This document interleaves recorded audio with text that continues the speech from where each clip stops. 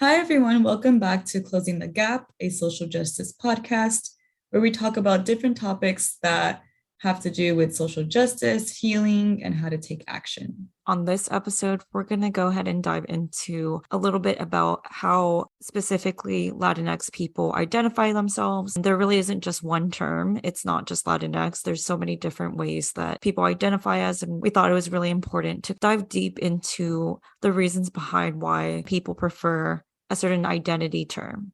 Yeah, it can be really confusing, even for us who identify some of these terms at one point or another in our lives. And I feel like I still don't even understand it. I Yeah. feel like I don't even understand why it's a thing. So it's a whole other maze that I think we just want to explore with all of you.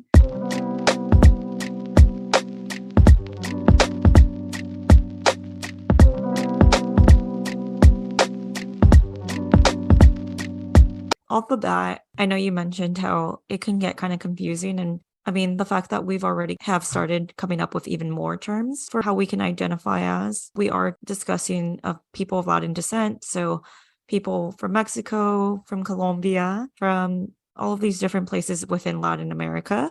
Originally, the term that kind of started out being used was Hispanic, and a lot of Latin people don't really agree with that terminology just because of what it's tied to and how it just kind of makes us a bit of a shadow to our Spanish colonizers. What do you think about it, Tanya? How do you feel about that term? Yeah, it's interesting what it has become because the way it first started was on the United States Census. They were just listing Hispanics as white. And so the census is really important for things like knowing what communities are lacking resources, where should funding go.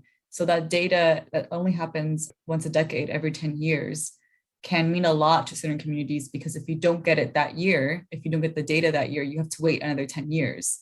And of course, that can mean life or death sometimes. And so this term came about because Mexican Americans, Puerto Ricans, and the US didn't want to be labeled as white because if your community is a city where it's mostly non-European descent and you are lacking resources. And then on the census, they're lumping you with European descent people, but European descent people are getting all the resources. It's like, well, hey, you can't compare communities. They're not the same. Our schools don't look the same. Our parks don't look the same. Like, what's up? So the fact that that term came out of all those protests, all those mobilizing activists who knew they needed it. And I think something to keep in mind with all of these is language evolves. The fact that it was needed then as a celebration was a victory for sure in 1980 when it first started getting used in the census. But I do understand how now it can be something that we don't need anymore. I personally don't identify as Hispanic because I do agree that like it just feels weird. Yeah, it feels off to me. Yeah, and you do have to acknowledge the fact too with that term. I can agree, like it does feel like we're only tied to that Spanish culture. It's not really like I am properly identifying our Latin descent. It also, that term, not everyone within Latin America was colonized by the Spaniards. So Hispanic does kind of leave out people like Brazilians who are Latin, but they're not really being involved with that term. Yeah, in Haiti. And Brazil is, the colonizers are Portuguese and then Haiti is French. So that's the difference there, just that they're not Spanish speaking countries, but they're still in Latin America. And I think that's also confusing because the fact that Latin America is even a thing, it's not a continent, right? It's a mix of South America, Central America, the Caribbean islands. And so we kind of just grouped all of these different continents, countries, cultures, and name it Latin America, not because they have the same colonizer, not because they have the same culture, just because of how the US and like Europe look at all these countries. They treat them the same essentially. So it's it's like, oh, we're trying to be more inclusive of all of Latin America with Brazil and Haiti that they don't speak Spanish, but it's like Latin America in and of itself, the grouping of all these countries is also problematic. Yeah. So that's why this is so confusing. Yeah, I totally agree with you because at the end of the day, we are all so different and we have so many beautiful aspects to our own culture. And it sucks when you are kind of grouped together and it doesn't really allow your special qualities to kind of shine. And even getting further into that, I feel like we have gotten better within American culture and acknowledging that. I know one kind of victory was using Latinx. Now, that's a term that's allowing representation for people that don't identify within a certain gender. So it is like a victory in itself because we are taking those steps to get more inclusive. But within American culture, especially like hearing the stories from like my parents and other Latin people in older generations, if anyone who spoke Spanish, you were just automatically thought as a being Mexican. And it just goes to show like we really do need to be able to call out our different cultures because we're not all the same. And I think that's just like a prime example of like how people like perceive Latin people like, oh, they're all just the same. When in actuality, we're not. Yeah, that's a good point. Honestly, I think there are still remnants of that. And not even just like with non-Latino people, like looking at us all the same, but within Latin community. So for example, in Colombia, our food is not spicy generally. It does depend what region you're coming from. Our food is actually really dry and it's really plain in the sense that it's not like with a lot of spices or herbs or sauces like Mexican food that, you know, loves pico de gallo, loves their salsa, loves their guacamole. We don't really have things like that. And so it still happens to this day, 25 years, and it's still happening with people from all backgrounds. Whenever I like order something, I'm like, oh, is it spicy? I have to ask. And they're like, no, or yes, it's mild, whatever. So I'll order the mild, and everyone's like, you don't eat spicy? Like, Yeah. but you're Latina. And that's like it's always, literally always that line back to back, but you're Latina. Like if it's like, suddenly I'm less Latina because I don't eat spicy, and I always have to explain the same thing. Our food is not the same as Mexican food. A lot of food isn't, a lot of Latin American food, I would say, is not really spicy. It's just because of the different natural resources that we have. It's not the same as Mexico. So yeah, that's kind of my anecdote of how knowing that even within our community, we have a lot of work to do. And I think it's because we've internalized that. Like, I don't blame all those people. You know, we all grew up in the same kind of society that views us that way, all the same. And so it's not necessarily our fault, but it is our responsibility to unlearn and learn. Yeah, and that's why it's so important to have these kind of conversations and to point these out. Because I know hearing this, it might be like, oh, well, what does it matter? What does a term matter, anyways? Because it's like at the end of the day, if you feel a certain way, isn't that just enough? And not necessarily because, like your example right there, the fact that like even these misconceptions are within our communities, it's because we internalize what society is pushing.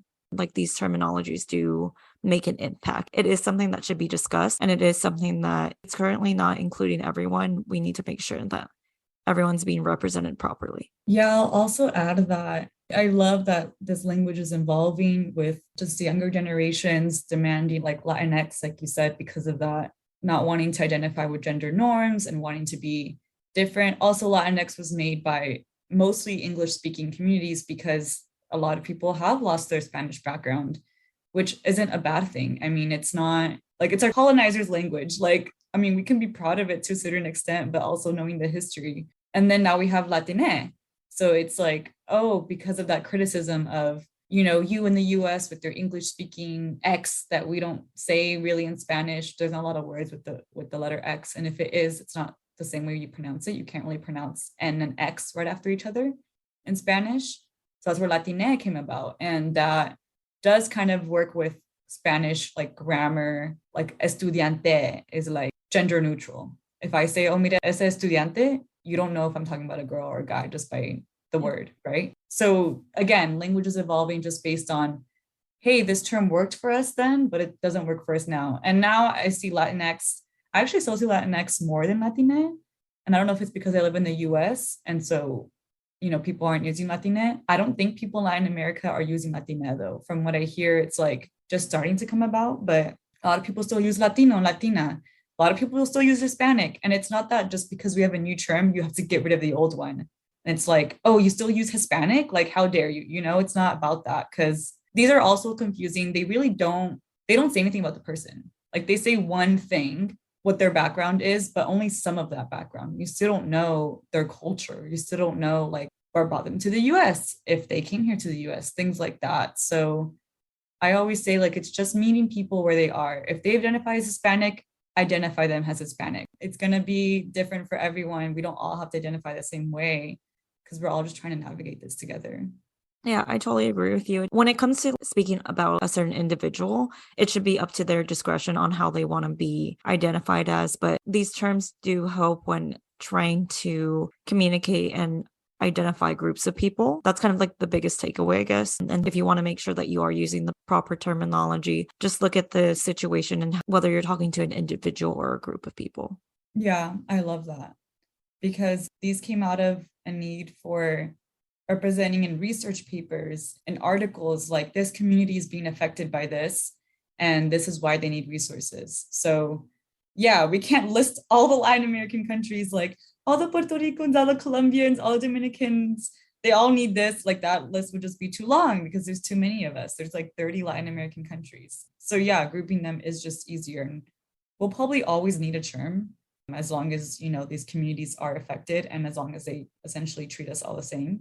And who knows, maybe one day that won't be the case. But yeah, I agree. For now, it's definitely needed in certain spaces. And I like how you brought up how the community itself saw the need for it. And to your point, it's not really being used too much now. There might be a possibility that people might assimilate more to that term and eventually it might become more utilized. I know another example of like when a community felt like the need to come up with its own term was with the term Chicano. For those of you who may not know, the term Chicano refers to someone who identifies as a Mexican-American. And I feel like the need for that kind of came out because, when you do grow up outside of like your country of origin, there are differences between how you are brought up. Although your culture still remains the same, like your practices might look different. It's just society is different here in America. And I totally understand why this term came about. It also was empowering to use during the civil rights movement with a lot of the Mexican farmers here in California. They use it as an empowering term to identify the Chicano movement and to help explain the community that was dealing with these issues here in America. I also love when communities are able to take matters into their own hands and can, express to society how they feel and how they would like to identify as. I also read that, I think it was in 1911, I read an article that said the first time that the word Chicano came up in print, and I don't know if this is accurate. I guess let's just say one of the early times that it came up in print, it was actually used as a slur. It was actually used to like degrade the Mexican American community. And so I love, if that is true, seems like it is, but I just don't think it's the first time in print. I also love how these terms are a way to take back what has been lost. That is like probably the base example, like if someone used it as a slur. And we see it with other terms in other communities, like the N word. We see it with like the queer community. They have a lot of slurs that have been used, like the B word for women. They have kind of used in the queer community as well, like to kind of as a friendly way. And it works. And it's not, it loses its meaning, it loses its connotation. And that's so powerful because those words for so long were used for that reason, to take away power from those people. Like for Chicanos, if it's used as a slur, it takes away the fact that like you're proud of being Mexican, right? Because then it's like if someone's using that as against you, then you kind of rethink, should I be proud of this? So I think just taking back those terms and using them for something that is beneficial for the community is so powerful. I completely agree with you. And I like the idea of reclaiming something because, like, to your point, it kind of allows these communities to fight back essentially and just say, like, although your perception of me is this way, I'm not. It's breaking through that box that society tries to put you in. Yeah, certainly. And each term is used differently too. Like, I'm definitely not trying to say they're all as bad as the N word because I think that one kind of wins in a sense. It's just so horrible. But each community is able to like morph it and make it define. Again, language is evolving. Like, it's not just evolving because people are younger and they decide to talk differently. Like, no, culture is changing. And with that, either more people are standing up against the status quo and they need to use different language. So just thinking of the context too, where all these terms came about.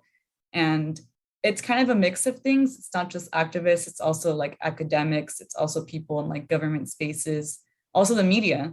As problematic as the media can be, we do need them to use these terms because they're the ones that have the most reach. And so all of these together, all these factors together really have to line up for a term to actually pick up and get used. And yeah, it's just so interesting to watch it just like change over time. Even if a term is used decades ago, it can get lost for a while. And then all those things, all those factors can come together again way after it's got coined. And then it'll start getting into popular culture. I find that so interesting.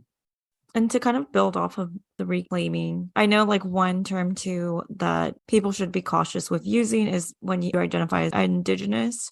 I think it's a sacred term because it does belong to a specific group of people who haven't really assimilated to the American culture or to any like kind of other culture that's tried to colonize it. I think it's a very pure term, and the people who are able to use it have a right to, again, because of their purpose in keeping their roots intact. I think it's very important that that term is used properly as well. Yeah, I think it literally means of this land. It's also a way to group so many different communities because it's not just like one blanket Indigenous community. There are so many tribes, so many different regions. Even the term like Native American per se includes so many different tribes in the US, but Indigenous can mean outside of the US. And so just thinking about all the Indigenous people all across Latin America, like most famously the Aztecs, the Mayans, and then there are smaller ones, like in Colombia, we have the Wayu. And so just the fact that it's of this land, it's kind of a way of saying like, you do have to have ties. You do have to, and you have to know. And unfortunately, it's hard for a lot of people. I personally don't really know my family history like before my grandparents. So I don't really know that much. I mean, I know I have a mix of everything, right? Because like in general, if you're from Latin America, you most likely have a mix of Indigenous influence, like African influence because of the slave trade, and Spanish colonization. So you have Spanish influence. You have those three cultures in your DNA somewhere. What percentage you have of each, like who knows? At this time, we're just like so mixed. But yeah, like for me to say, oh, I'm Indigenous, I can't say that because I do not know my family history. I wouldn't even know what tribe I'd be part of. And to just say that, like, just because my parents are from Colombia, like, that doesn't really mean anything, right? You have to know, again, what certain community you're talking about, because if not, you're harming the whole community. And it is cool to see, I think, people who are leaving the terms Latino and Hispanic to reclaim their roots because they know that history. So I do know, like, the other podcast, Raíces Verdes, the host is, her name is Samara, and her family's from Michoacan, but I don't know if she was born there, but she definitely has spent a lot of time there. And she's learned like how her family has grown up with the land, how they like farmed and everything. And she knows her Indigenous roots. And so she has talked about in her podcast how she is leaving the term Latino behind and kind of identifying more as Indigenous because she has done the work. And that's when I think it does make sense. And it's a way of decolonizing, essentially. So yeah, it can be really powerful, but yeah, it's something that you have to use very lightly. And the community also, my understanding, they have to accept you. I think you have to be registered. You can't just say that without them knowing who you are, if that makes sense.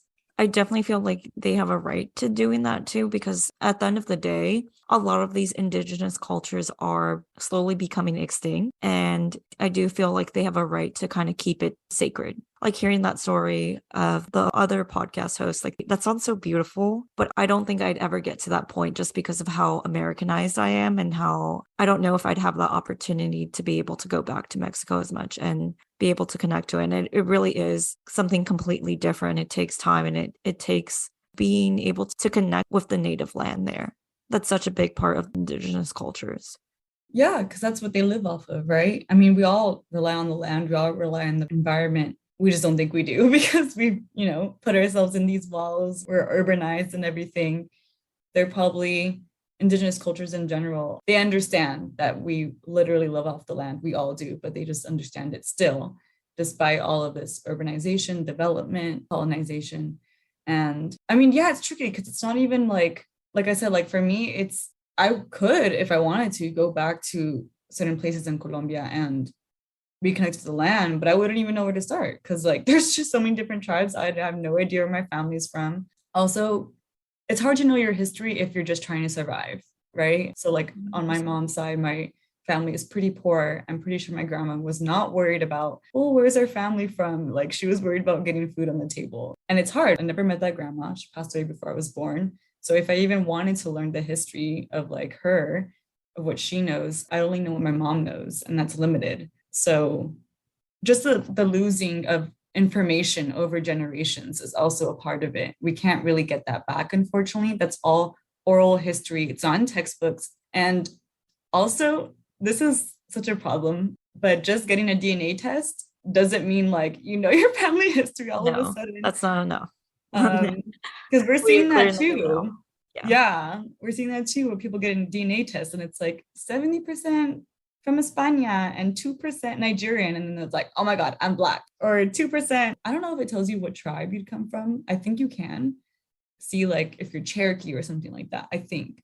But let's just say, even if it did say like, oh, I'm 10% Cherokee, okay, I'm Indigenous. Like that's just what it says on paper. What are you gonna do about it now? Right? Like how are you gonna give back to that community and show up for that community if you're actually a part of it? It's a whole process. And I don't think it ever ends, actually. I think it's definitely a journey that you have to, because you're trying to reverse or trying to get a piece of that culture that has been lost over centuries, that or pieces that have been lost over centuries. They're still alive and well, but yes, languages are minimal now, traditions are minimal.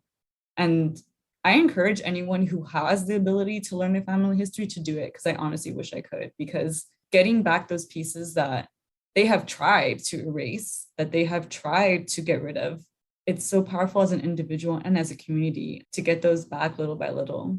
Oh, definitely, because at the end of the day, it's a part of you. I really like how you touched upon the fact that some people don't have the privilege to do that. You know, people who have immigrated here may not have the opportunity to go back to their home countries because either legal status in the country, unfortunately, because of our poor immigration laws. You know, I know me personally, I didn't have the opportunity to go to Mexico when I was younger because my family simply couldn't afford trips to go there. Now I am older and able to afford trips for myself, but the first place I went to in Mexico was a resort town. I definitely know I haven't yet put in the work, and that is very important to get to know your culture, but it sucks to see that even within these home countries, you still see the effects of colonization and you still see the effects of even Americanization because, you know, going back to the example of like Cabo, it's just so many American people using that as like their vacation destination when at a certain point, I don't even look at it as Mexico anymore because it's just so taken over in a sense.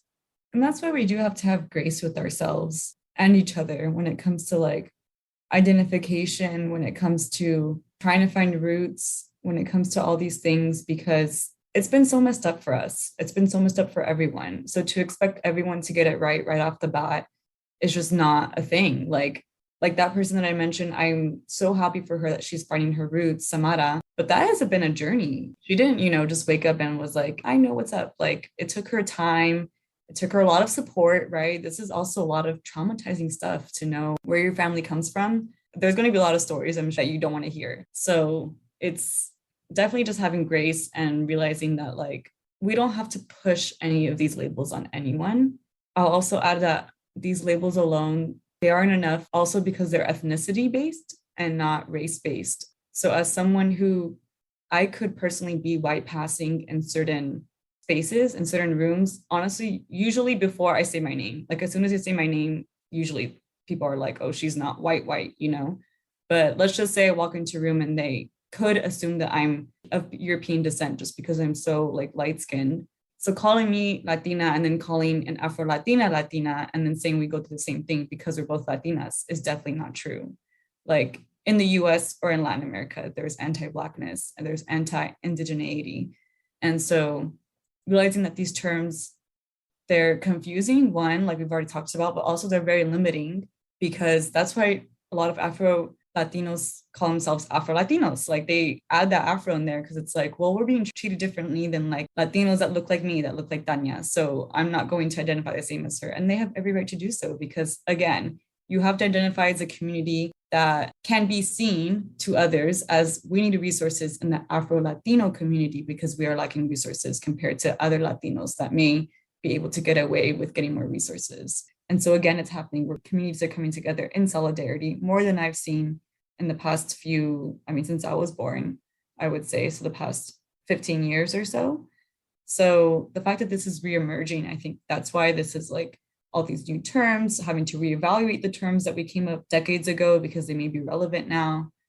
Also, the way I see it is any of us who have Latin American descent, we are standing up for and advocating for two countries, two communities at a time. Like me being here, living in the US, I am hoping for a better US, but also for a better Colombia. And because Colombia happens to be in Latin America, I'm hoping for a better Mexico too. I'm hoping for a better Peru, better everybody, because at the end of the day, again, the way that Colombia is treated by the US, by foreign powers, tends to be how other countries in Latin America are treated.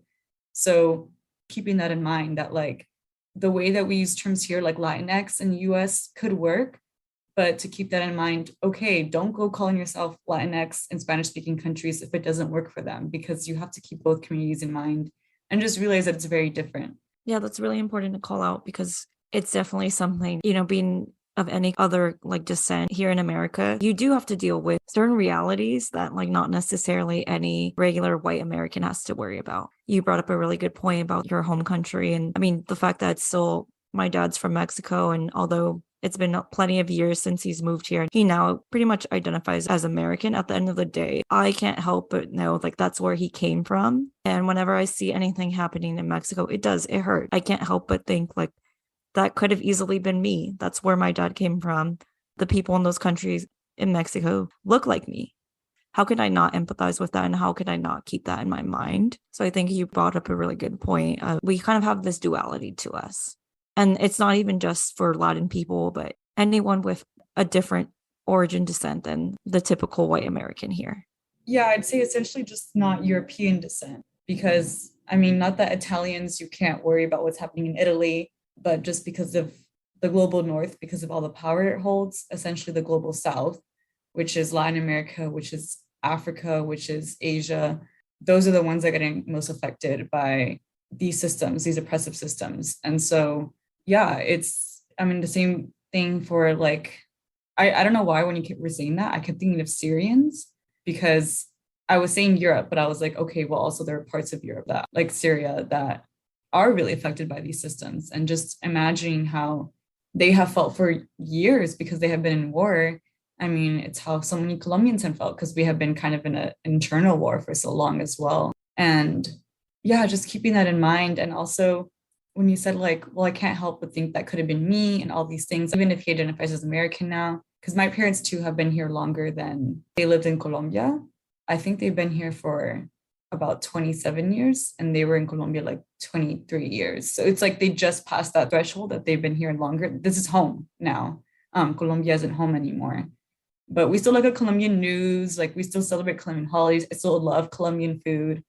Still loves making it. And so that's why we always say ni de aquí, ni de allá. Like essentially you're not from here, you're not from there. Kind of feel like you're floating in the middle because you don't know where you really respond. Like I said, if I go to Colombia, they're just gonna see as me as American. But here they're like, oh, you speak Spanish? Where are you from? I can't just be American because I have to be from somewhere else if I speak Spanish, if I have the last name Roa. Yeah, I don't know if I have an answer to any of that, how people can deal with this, because I think I'm still dealing with it. Like, what does this all mean for me? I think the only way that I try to make sense of it is, again, by advocating for both of them. I definitely think if you walk away with anything from listening to this is just don't feel afraid to become more in touch with your culture and just look into it. And I think from there you can kind of find your journey and what you need to do to better understand yourself and just like where you come from. Yeah, I'd say, how you identify right now in this moment is completely valid. The fact that we have to identify at all is not normal, right? The only reason we're identifying is because we have to show either that we're not the like cisgendered white heterosexual person so we can get those resources that we deserve. So just however you identify is valid. If that changes, it's also valid. This isn't set in stone. And to use it to your advantage to an extent. I do find power identifying as Latino or Latinx when I'm in those spaces, like when I'm amongst other Latinos. There's just something about, even though it's a different culture, like it's just the fact that it's like, oh, you're from Mexico, I'm from Colombia. Oh my gosh. It's always funny. Next question could be like, when did you get here? When did you come to the US? It's always like, what's your story? Because their stories are usually similar. And of course, every individual story is going to be really different, but we often come for similar reasons. And so just being in that community can be so just comforting, just to know you're not alone. So I think that's why I find so much power. And as problematic as these terms are and identifying that way, it makes me feel closer to people that I probably wouldn't have otherwise if we didn't have that in common. Yeah.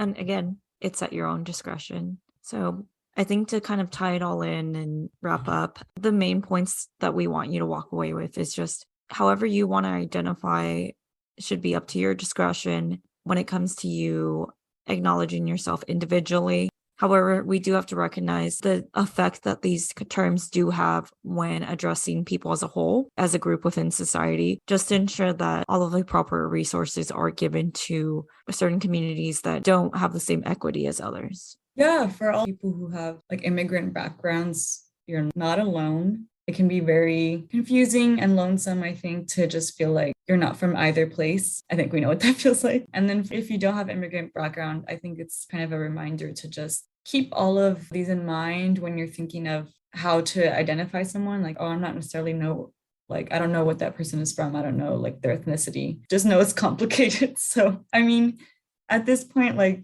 I think most of the human population is just mixed and we're just from everywhere. And ideally, it would be easy if we could just say we're global citizens, right? Like we're all just from here, from this planet. So we're all the same. Unfortunately, because of just the way different communities are treated, we can't say that. But we can have that same type of outlook when it comes to how we decide to treat other individuals. Regardless of how they identify, we can treat them as like, no matter where you're from, you belong here and you're meant to be here and you are worthy of everything, no matter what has happened in your past, what you can't control, what you can control. And this is a journey. Yeah, if you have your own story that you want to share with us, like I would love to hear your story, because I think just listening to other people's stories and how they have come to identify and how they've struggled with these same things, I think it just reminds us that we can all learn from each other.